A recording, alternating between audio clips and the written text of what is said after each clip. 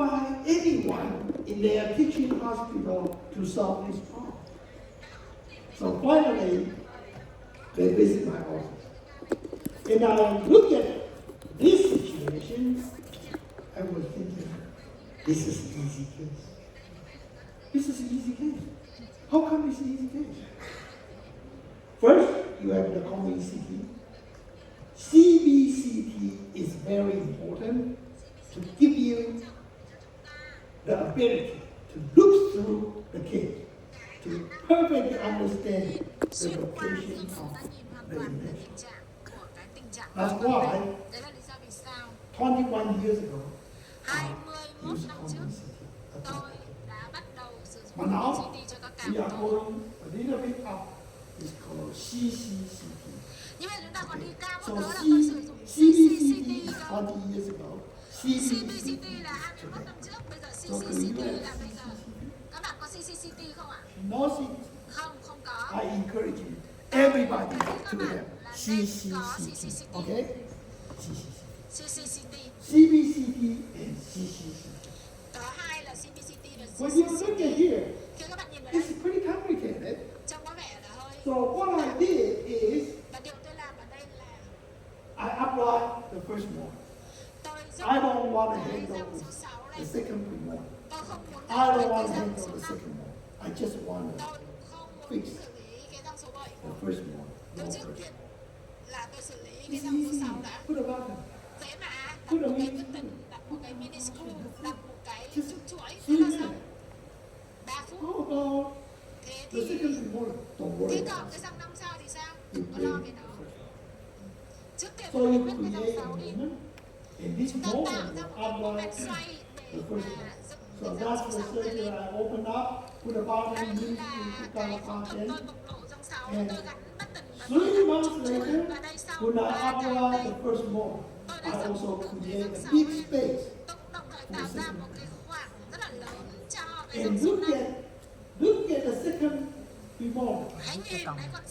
Some doctors suggest you need to remove the second remote. But look at it. When I create a space, remove the second remote. Although you couldn't see the root.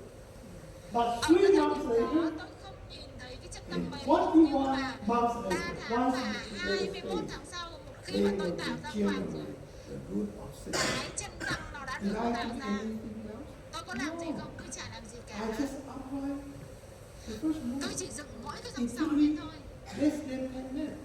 Và nó mất tôi chỉ mất khoảng chục phút thôi đúng không ạ? Rồi sau đó là you sleep is over. Đừng có mà bác sĩ phẫu thuật nói trước khi là bạn ngủ với em ta. Nói tức là về đến hỗ trợ vợ chồng gì đấy đúng không? Đó, không có thì thôi đi. Quên đi đừng có nhớ. So when you create a space, như vậy khi chúng ta tạo ra khoảng cái chất năng. And I only spent 10 minutes in this case. Is that amazing? I think it's amazing. 10 minutes. Wow. With a simple mechanic, we set 5 and 6 and could get good development. Răng 6 và răng 5 ở vị trí tốt và tôi tạo được chân hình thành được chân răng răng 5. Tôi rất thích. 15%. Như vậy còn lại 15% chính là cái răng nanh 3, 4, 5 hàm dưới ngực. Rồi. So we have this three. Rồi, chúng ta có hình 3D đây. Rõ không ạ? Community very important. Rồi, đầu tiên là community rất quan trọng. So when I look at the community, the first I need to take that superiority the superiority is upside down. The crown is called downward. The root is upward. Khi mà tôi nhìn cái okay. Tôi thấy là gì? Là cái răng này chúng ta đẹp cái răng. And did you see 9 months ago it was there, and 9 months later it started to lean forward and go this way. So if we don't bring this canine back, most likely you will keep growing this way, move this way, and become transmigration canine. When the canine close through to the midnight, it becomes transmigration camera. Khi mà When cái that dây becomes đầu transmigration, it's difficult ta for gọi you to là bring cái that dây back. transmigration. So I think this is the perfect time Vì tôi thấy đây là we rất là phù hợp rồi để do mà surgery chúng tôi phẫu for thuật đây this kid. với cái cậu So bé I này. remove, Tôi I nhổ use 3D răng laser cửa arm, đây, tôi đặt cái cung and liver that's arm lại how I đây did và it. tôi kéo cái răng nanh. The mistake that I made was I supposed to treat this bone. Bao nhiêu xương tôi cần phải lấy đi. So when you upright it, immediately the crack enamel will hit this bone. And the Chúng ta đã thấy enamel là khi is chúng ta not dựng solve lên the thì bone. cái That's mũi why răng I nanh này can nó sẽ stuck like this. bị So I kẹp have ngay to vào do the xương second cho nên surgery to là cut tôi this phải bone. làm thêm phẫu thuật thứ hai để mà tôi cắt thêm cái phần Is xương. that clear to everybody? Cái này có rõ cho mọi người So không ạ? the better way will be remove this bone, Thì cái cách tốt nhất là chúng ta phải and it phải will bỏ be easier bớt cái for phần you xương to ở đây đi, bring thì this như vậy cái răng camera nanh nó mới có back thể đi with về 3D được. laser. Với cái 3D, cái liver arm 3D để đưa được nó về, đúng không? But I did. Tôi đã làm rồi. The wire that I use is 90 by 25 stainless steel. Cái dây tôi dùng ấy là dây 1925 The mm. best way to learn Cái cách is tốt step nhất để mà by làm step. là từng bước. So Bây giờ first, chúng ta hãy xem từng bước một đây. Đầu I tiên make an indentation with an explorer, and I follow that kiểm tra indentation cái cung răng đúng không ạ? Và tôi đi theo. and start to screw. Và đầu tiên You là tôi only đặt took cái me vis 2 minutes mất to cỡ put 2 this phút screw. để mà The cắt screw cái vít. size is 2 by 40, each Cái stand for kích thước 4. của cái vít của tôi It's là square 1 hole. 2 và nhân với 14 That square với hole cái is gì nhỉ? for Với 3D có một laser cái arm. And we cái done. lỗ And ở we cái put cung this square mà chúng ta buộc chun đúng không ạ? Cái wire, the liver arm wire tôi về into bằng cái this dây square S1925 hole. và tôi đặt nó vào trong cái And I cái bend lỗ và cái ống nó được further. như thế này. First hit it to store the energy. Rồi At chúng the ta end, đầu tiên đó là chúng I ta đặt like một cái to lúc để chúng ta bend thế a ạ, U dự trữ shape cái năng loop. lượng để kích hoạt So cái này. the U Tôi shape vẽ is easier cái for hình you chữ to U hook ở đây up như the này. power Rất chain. dễ để mà chúng ta gì đây? And we done. And I cut the Bẻ extra. cái móc của cái liver arm này rồi cắt đi. Once I cut it, I will use, Và khi mà tôi I cắt will được như thế bend này a curve thì tôi to sẽ fit bẻ một cái into đường cong the curvature of the lower arch. để mà nó đi theo cái And đường I cong will của use cái cung hàm dưới. green stone to smooth Và the end. tôi dùng cái So đá we màu won't xanh đây để pop mà the tôi fish. làm I nhấn also cái phần đầu smooth here to của make cái cung liver a arm wrong này one. It's easy for để you làm to cho put cái into dây này nó the tròn square hơn để mà hole. tôi đi được qua cái And I also cái use lỗ của cái fire vis to như thế này. burn the end. Cuối When cùng you là burn the end, tôi it's đốt easy for nó, you to sit there. bởi vì khi tôi đốt nó thì nó sẽ rất là dễ để bẻ nó quặt lại vào, So đúng không? when I put in, I Rồi tôi cho put nó vào down đây this power chain. và tôi đặt cái power chain như thế này. And I cut the end. Tôi cắt bỏ cái In phần the trung next trên month, tháng I tiếp will theo straight again to tôi put sẽ this ring into it and cut the last one. tôi lại kéo giãn cái chân chuối ra. 2 months later, I will straight it again and I hook Tháng tiếp into theo tôi lại this gì ạ? ring. Kéo giãn thêm và tôi lại cắt bớt cái mắt chun thừa đi, đúng không ạ? In other words, this power chain will live Nhìn there chung for là 4 months. cái You chân don't chuối change này it ở trong anymore 4 because tháng mà it's không cần inside thay, the soft tissue. bởi vì nó nằm ở bên trong của, If you want to change, you need to do the surgery. bởi vì muốn thay cái chun 5 này months later, did you see the improvement? sau 4 tháng The only chúng ta word nhìn thấy wow. cái sự thay đổi chưa? It's so Chúng powerful. ta có thể thấy là gì? Wow, So, rất là hiệu quả. with the combing CT, Như you'll vậy be là able to see the impression. Once you see the CPCT impression, đó it's easier for you to nó giúp make ta nhìn rất là a rõ reasonable cái tình trạng treatment để mà plan. chúng ta có thể lập ra được một So kế hoạch combing điều CT trị is important. But today, I'm going to invite you hôm nay tôi to, sẽ mời các bạn to get a step further, là chúng to ta hãy use đi the một bước nữa CCCT. tầm cao hơn và sử What dụng is the CCCT. Cái CCCT? CCCT là gì? Anybody in this room know Có what ai is biết ở CCCT? trong phòng này biết CCCT là gì không ạ? Xin giơ tay ạ. Do you know what is CCCT? Có ai You don't know? không biết ạ? Rồi. CCCT is work-life balance that CCCT I là figured một out thành during the pandemic 2020 when the pandemic comes in, I realize it's important to work hard, but it is more important to get a better life.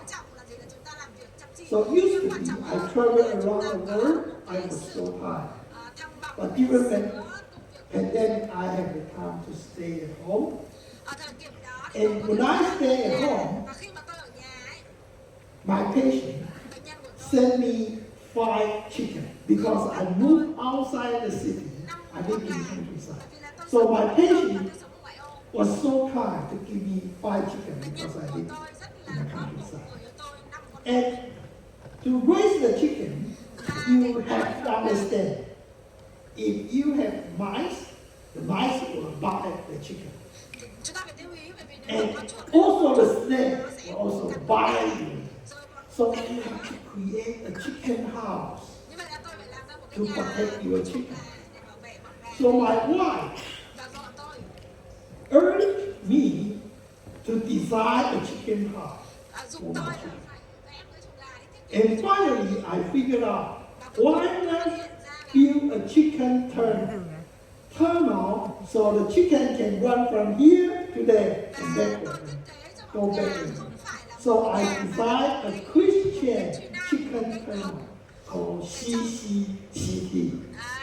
And now, with the Christian design and manufacture, my chicken tunnel will look like this. And that's my chicken. This chicken is 2 meters width, 3 meters high, and most importantly, 26 meters from here to there. So my chicken can run, so there I have chicken tunnel, Christian chicken tunnel, CCCT. On top of that, my wife also suggests, why not design a box? The chicken can lay their egg, and my wife can pick up the egg outside the chicken tunnel, so my wife will not mess up with the chicken poop. So, I finally figured out I designed a box, egg box. So when my wife wanted to collect the egg, they just raise the roof and pick up the outside my chicken tunnel. And that's how they pick up the egg. All the visitors visit my house, when they pick up the egg, when they come back, the first thing I want to pick up the egg. Because they pick up the egg belongs to them. So we pick up a lot of egg right here. And I also have 60 banana trees. I can also collect the banana. And outside my chicken tunnel, the Christian chicken tunnel, I have a hitting golf net. I can practice my golf right here. In my chicken, I can release my chicken to my small garden. They can play in my small garden. Used to be a 5 small chick. Now I have over 50 chickens right here. They grow very fast. That's what I think. So when the president of AAO 2025 visit Taiwan, he insists he wants to look at my chicken too. So the president stayed in my house and they look at the chicken tunnel and he realized why my chicken was so happy. So I bring my chicken to welcome the president of AAO, and he was so happy, so surprised that my chicken was so happy. Because Christian people, a CCCT Christian chicken tunnel that made my chicken so happy. That is my chicken. Is that amazing? If you have a chicken like this, you can have work-life balance. Okay. Share School is 2 by 12. Ta có cái Stainless vị trí steel của put cái down vít here. Buckle And the Share. failure rate for Buckle Share School is only 7%. We published in the Anchor Chúng tôi cũng đã giúp đỡ November nó ở cái tạp chí Orthodox 2015. vào năm 2015. Number 4. Rồi, cái tiếp Law theo với 4, răng số verse 4 với 5. răng số 4 ngầm thì sao? How would you fix this horizontal impact? Làm thế nào để xử lý cái răng số 4 bị ngầm This ngang thế girl, này? they live in Taipei City. Cô gái này The sống ở Đài Bắc, capital. cô bé sống ở thủ đô Đài Bắc của And Đài Loan. my city Và is thành a phố small của tôi city. là một thành phố nhỏ. Only 250,000 people. Taipei City has 7 Có million 250.000 people. dân thôi. My Còn city is very small. Đài Bắc 2 có million. 7 triệu dân. Ở đây They tôi live in có the 250.000 capital. dân. Cô bé này thì sống ở thủ đô Đài They Bắc. couldn't find any doctor Và to họ solve không this problem. tìm And được bác sĩ finally, nào. my teacher, Dr. John Lee, told the family, why not go to see to my city? That Christian handled this situation. So they visit my office, Và họ tới thăm phòng khám của tôi. and I look at it, Và tôi nhìn cô bé and này. I said, Tôi nói, okay, được, it's easy. Only took 20 minutes. mất We can solve the 20 problem. phút thôi tôi sẽ giải quyết được vấn đề. They couldn't believe. They thought the whole family already Cả gia visit đình đã đi gặp many rất nhiều orthodontics. bác sĩ rồi. And every orthodontic Mỗi bác sĩ just reluctant to treat this case.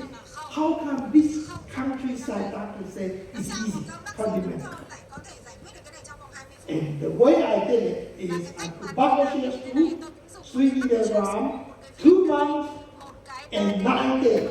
That's the result. và một cái gì cả. 4 months and buckle share screw could see 4 months and 4 days I solved the problem. The total time that I solved this problem is only 20 minutes. I only spent 20 minutes do the surgery and put it. And 4 months later, I solved the problem. The family was so surprised. Cả gia đình rất ngạc nhiên. How could that possible? So many doctors couldn't solve the problem. And this country doctor Còn các ông bác sĩ only spent 20 minutes, and 4 months later, they solved the problem. So, what is the significance for this case? The significance for this case was I inspired this young lady. So she decided she won't become doctor. Now, she was studying in United States, getting a PhD. Her sister also a patient in my office, become dentist. She studied in the best dental school in Taiwan. So, with this 20-minute surgery, I changed their life. And their mom was so grateful. One day they told me, please, doctor, you changed my daughter's life. Before they received your treatment, they had no idea about medical profession. But after your treatment, because they couldn't find a doctor to fix the problem, and you are the one only use 20 minutes to change the entire situation. So it inspired my 2 daughters. They want to become doctors. They want to become dentists. So my dear friend, when you do orthodontics, you not only straighten your teeth, you have the chance to change people's lives. You can inspire young generation to pursue a better profession, which is doctor or dentist. And in this case, I realize my job is so important for the society. I can really produce a positive impact to my society. That's why I was so happy every day. If I can treat a patient and I can present the case to you, I can help people in this room to help more patients to solve this patient. I feel so happy. That's why happiness here is important. Wow. And he She was studying in the United States, a PhD degree Bây giờ with tôi đang học PhD full ở Mỹ scholarship. và với cái Because after the treatment, she got so excited. Every day, she just wanted to study, and become the best student. That's why she get the full scholarship and study in the United States. cô có được một cái học bổng đại học ở Mỹ. Oh, we done? No. Chúng ta chưa xong, chưa Yeah, xong. summary. Bây Let giờ tôi me xin tóm tắt này. give you a summary. Tôi sẽ cho There bạn are một three tóm tắt. schools that use in my Có office. 3 cái viết mà tôi sử dụng Big trong phòng school, khám của middle school, and small tôi. school. To, trung bình và nhỏ. And if you want to handle the Và nếu mà chúng infection, ta muốn sử dụng I suggest you to use the screw with square hole. Because this square hole can grab the 3D level. And with the 3D level, you'll be able to provide three-dimensional force system to manage the infection.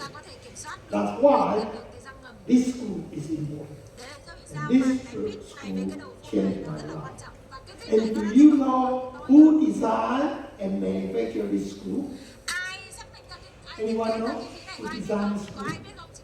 I cannot tell you. Because that one, yeah, that. Cái người mà phát minh ra cái viết này này, vẽ ra cái viết này này là ai? Các bạn thử đoán đi. Quan trọng. So I was so happy. I come up with the idea to put this square hole in the school. And then I could solve those difficult cases. No second model, how would you solve this case? Làm thế nào nó có thể quyết cái ca này này. Amazing. Thật kỳ diệu. Fire, lacerated infection.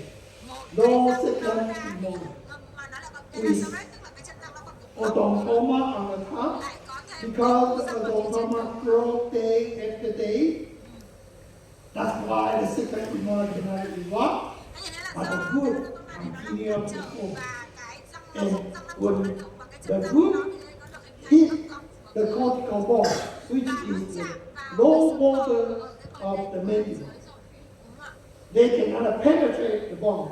They end up with curve. That's why it becomes divisible. And this bone visits so many orthodontists. Every orthodontist shake their head. Until one day, they visit an oral surgeon. And this oral surgeon is the best oral surgeon in my country. He look at him and say, it's easy. Remove all, took 2 implants. Put a 2 implants. Done. Well, if you remove everything, you have a chance to break the entire mandible. Because the bone is so thin. So they don't want to remove all and put 2 implants. So finally, they reached me, and I looked at it, I said, okay, don't do that. Do not listen to oral surgeon. Listen to me. So what I did is, you might break the entire mandible. Don't do that. So what I did is, I removed the odontoma, and I put a bottom, and I put a 3D level with buckle shell screw, and I bring this infection 17 millimeter to the occlusal plane. Isn't that amazing?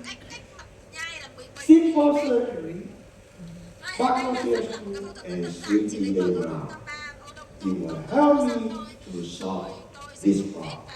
And people will ask me how to fabricate this 3D diagram. Well, first, you make a hit. And when you go to the infection side, you make the second hit and you change the direction, go into the center of the socket. Remember, you want to bring this because it's too thick. From the center of socket here, you don't want to destroy the labial bone, the top, the lingual bone, because it's already very thin. So when you remove the odontoma, you are creating a big socket. That's why you need to bend this 3D level and change the direction, go into the center of the socket, So when you bring that up, you bring that up in the center of the socket, which you remove the bottom part. And that's how I did it. How tip number 4. Như vậy cái mẹo hay ho thứ tư là đây. Supernumerary twos. Supernumerary twos, SN. Các răng sườn hay viết tắt là SN. The majority of supernumerary are very easy to search Phần lớn for là các cái răng remove. thừa nó rất dễ. The second conclusion is, but the majority Nhưng of mà those phần lớn surgeries các are not necessary. cái phẫu thuật này không cần thiết. No, you don't need Dễ it. bỏ đi nhưng mà chúng ta It's không just cần leave nó. there. If Cứ they kệ nó don't đi nếu bother mà nó you, không you làm just ảnh leave hưởng gì it đến there. mình. Cứ kệ nó But đi. this one has to Nhưng mà go. cái răng thừa này của tôi Because this supernumerary teeth is right in the pathway of the tooth movement. nó Let me nằm show you thẳng why. trên cái đường di chuyển răng của tôi cho nên So tôi the supernumerary tooth is đây cái răng thừa down này below the first molar. nó nằm ngay dưới chân của cái răng 6.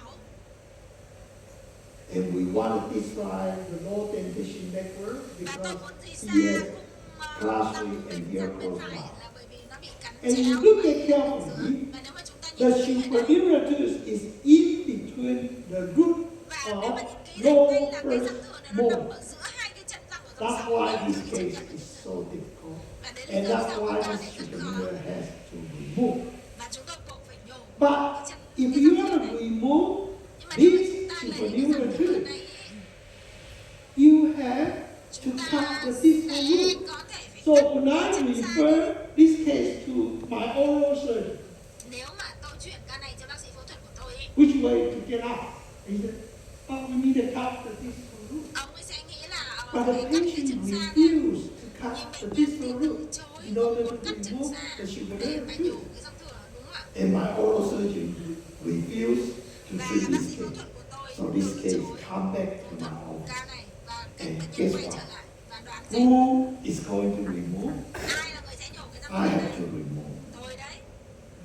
So I was forced to remove because I referred to the oral surgeon. The oral surgeon came back to my Ông gì office. đây? Ông bác sĩ phẫu thuật So ông how? nói rồi.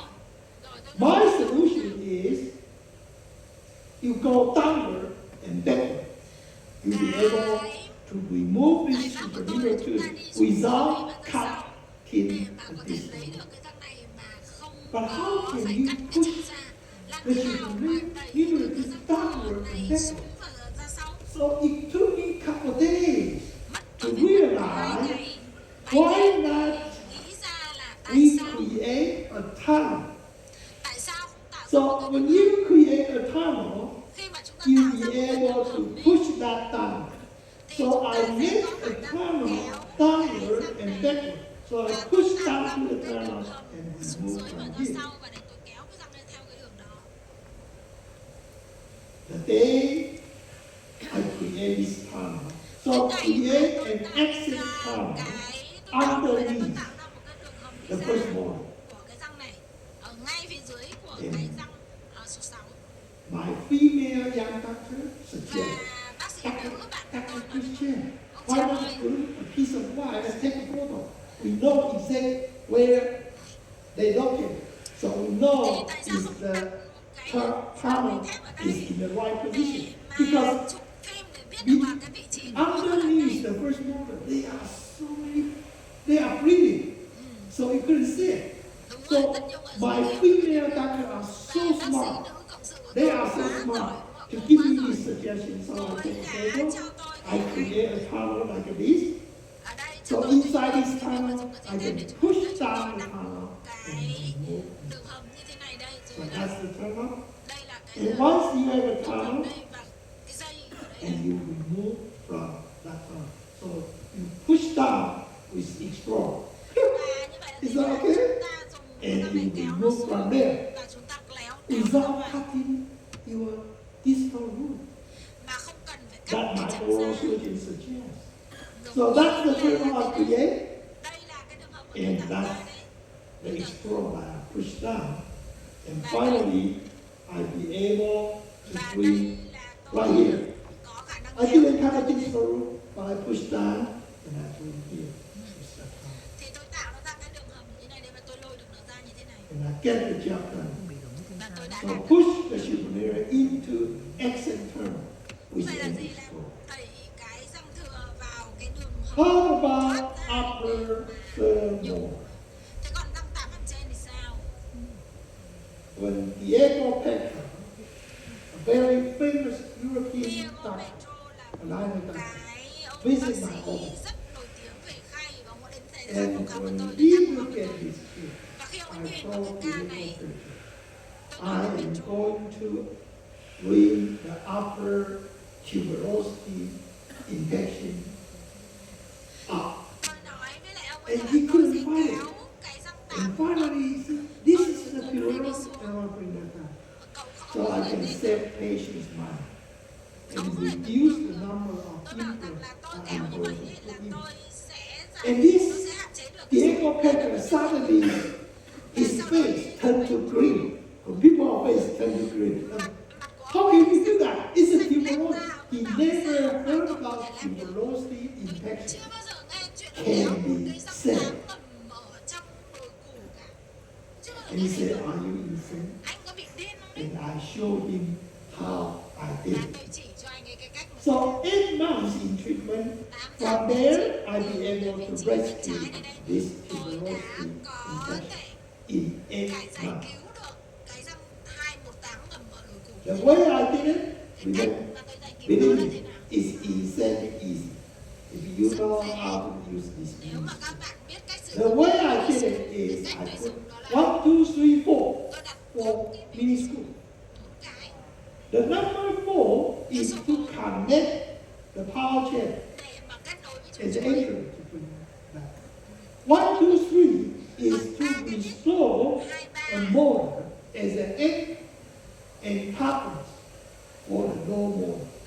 Because Thì là nó đóng vai once trò you giữa have the cái upper răng motor của cái răng eject số or get 6. here, the low motor will super erupt.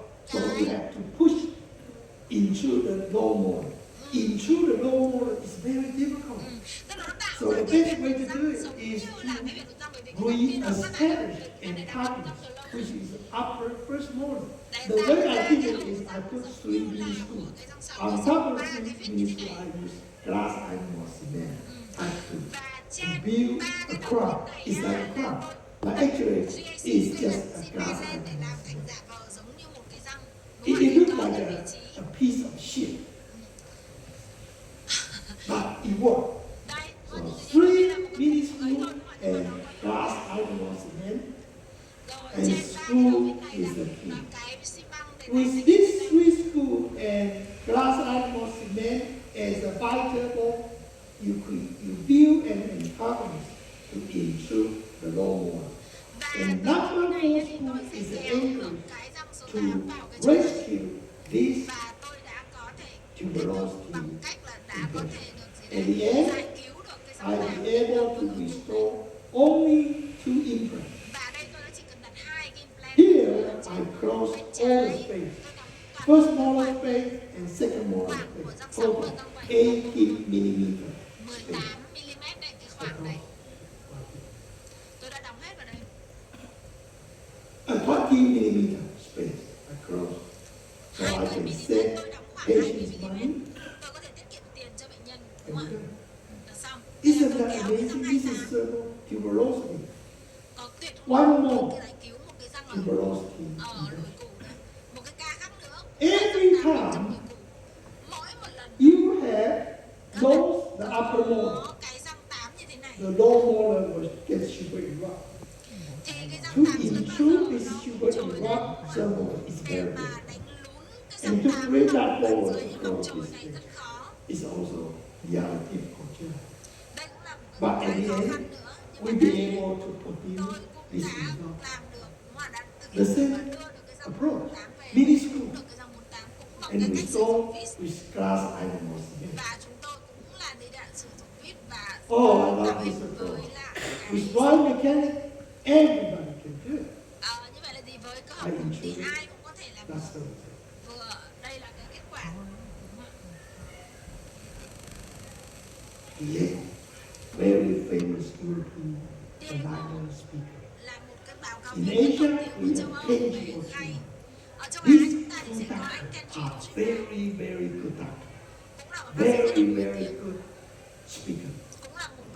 Anyone heard about Diego Petra? He is very famous. Raise your hand. Nobody. Anyone heard about Kenji Ojima?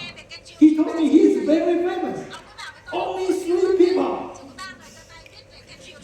I saw he's very famous. He told me he's very famous. This guy also told me he's very famous. They both suffer a disease called OCD, obsessive compulsive disorder. Because they have OCD, that's why they become good doctors. But I don't want OCD. I just want a mediocre doctor. I don't want a good doctor. Above average should be okay. And because these 2 guys suffer OCD, their lives are miserable. One day they realize that Christian can treat their OCD. They go to my house, stay in my house, as my servant, my treatment. And this is Kenji Ojima. And Kenji Ojima stayed in my house. So when Kenji Ojima give a lecture in Taiwan, he will call me, please, I want to stay in your house. I don't want to stay in your house. Of course, my house, I provide the treatment for OCD. So how do you treat this Ojima? Well, easy. The day he visits he stay in my house, I have a small project.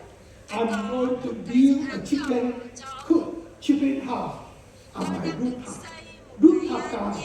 I want to use net so I can protect my chicken. So my chicken will not fly away. And he was eager to ask me, Chris, can I help you to build a chicken? Do you have experience? No. So I have to teach him. So I teach this Kenji Ojima how to put a screw and connect those poles to build this chicken house on the top of my building. So that's the first time he used this machine. The screw is maybe 20 millimeter, huge screw. So that's the screw he used. And my daughter Jenny helped this poor guy to use this screw. So this is the school training session in my house. And this Dr. Kenji Ojima keep asking me, hey Chris, is that okay? Do I need to line up the, oh, that's okay, don't worry about it. You don't need a perfect, just put those screws in, should be okay. So that's the way I treat Kenji Ojima. His terrible disease for OCD. He is terrible. But after this school treatment, Kenji Ojima get much better. We realize we don't need a perfect result. We don't need a perfect practice. Just get above average should be okay. Don't push yourself too hard. Average, above average. So after the whole morning, he helped me to build this chicken house. I didn't pay him. And he was so grateful that I gave him this opportunity to practice the school. And after the school session, I cured his OCD. And he was so happy. And he also stayed, this is my bedroom. When I stay in my bedroom, I will invite my bird right here. And also, he asked me, because he knew that I have a spa before I go to bed. So he insists he wants to spa with me. I said, no, I don't spa with Bob. I spa with her. But he insists. So this is the first time I spa with Bob.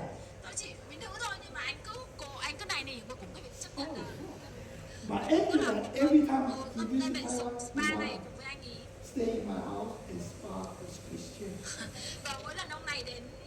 I love Japanese factor cái love bể sụp này. that's their Bác sĩ của condition. Nhật họ cũng rất thích dùng các cái spa đấy, họ rất thích. Has a longer Đấy là lý vì sao mà người longer Nhật life. họ sống thọ hơn nước khác á, vì họ rất That's là the thích nice part. So when spa I đấy. spa, I use normally I spa with my daughter, but because Thường là tôi hay ngâm tôi bột sụp với lại con gái tôi đấy, nhưng mà vì có ông Kenji ở đây cho nên là con gái tôi phải ngồi để sử because dụng my bên ngoài. daughter, she doesn't want to spa with skin. Đương nhiên là con gái tôi thì không có ngồi chung bể sụp với lại ông Kojiman. So in the end, Tôi là cuối I cùng give tôi Kenji đã Ojima my prescription for tôi đã giữ OCD. tôi My đã chữa cái bệnh prescription OCD is của Ojima. water that Và is câu too hỏi extremely clean, no fish. thì tôi If cái the triết lý của tôi water đây is đó too là clean, the nước fish trong cannot quả thì không có survive. cá, đúng không ạ? One who is too critical has no Các người capacity mà to khó spread. tính quá If kỳ you cả are thì very sẽ không critical, có bạn bè, I không want có to do người this, I bên want to cạnh. do this. No Lúc nào flexibility. khó tính muốn làm này Nobody làm cái want to kia make friends with me. thì sẽ không có ai muốn kết bạn với người So đó. I use Chinese cortical therapy Và đây to tôi đã why sử this dụng point. cái câu của Chinese này, câu của Trung Quốc này, nước trong quá thì And không có he cá, was đúng không ạ? Người khó tính very không có bạn. excited to practice this present. Ojima đã rất hào hứng And để mà thực hành every cái công thức time này. he was held in front of his office, every day he go to the office, he would water which is too clean, the fish cannot survive, men who are critical, no company.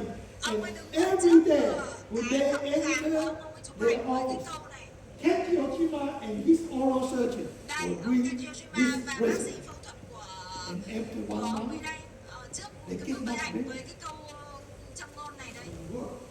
và nó hiệu quả cho ông ấy. And they are so grateful that Và họ rất Christian cảm ơn cure Christian their đã terrible chữa disease. cái bệnh OCD nặng nề của họ. OCD. OCD. Những người rất là đáng thương bị OCD. So if you have OCD, don't worry. Nếu các bạn I bị have OCD, the bệnh recipe ám ảnh cưỡng for chế, OCD. So thì it tôi just có công came thức to cho me. người I can OCD đây. cure your Hãy đến OCD. gặp tôi Do sẽ you có have thể OCD? chữa được đấy. Bạn có bị A OCD little không? bit. Don't worry. Đừng I đừng will sợ help. nhé. Tôi sẽ giúp bạn, tôi sẽ giúp bạn. How about upper central Thế incisor? còn các cửa hàm trên thì sao? Wow. Wow, Adult patient. người trưởng The thành root rồi. already dilated. Those are Cái very chân răng difficult nó